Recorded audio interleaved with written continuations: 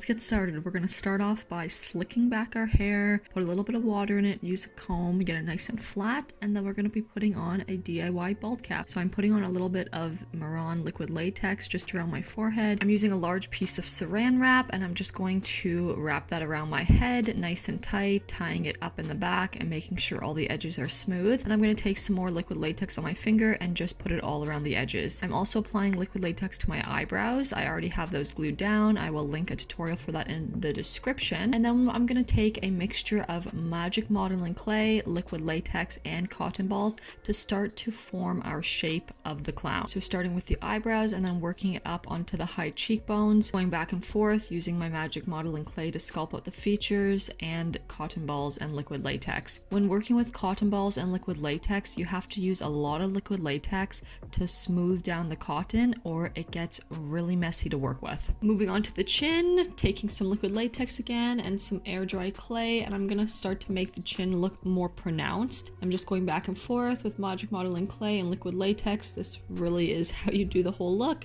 And just attaching the cheek and the chin area. Then I'm taking a longer piece of magic modeling clay, just rolling it out, and I'm gonna place that all inside of the mouth. This is gonna be our gum area. Then I'm taking a white water activated paint and I'm gonna start to paint over all those facial features.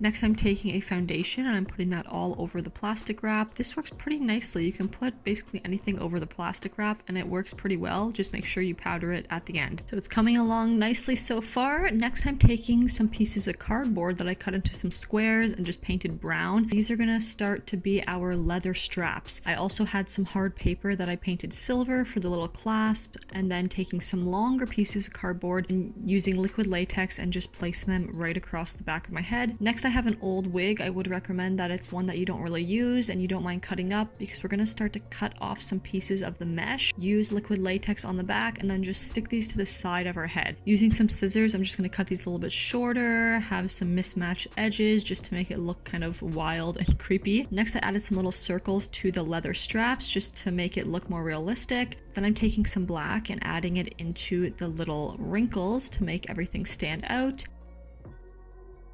I then have some red paint and I'm placing that all around that longer inside portion of the mouth for the gums. Using some more black, I'm going to color the entire mouth portion just because we're going to stick some teeth in there later. I'm going to cover up the nose too. The most important thing, just make sure there's a gap at the bottom so you can still breathe, because the teeth are going to go right over our mouth.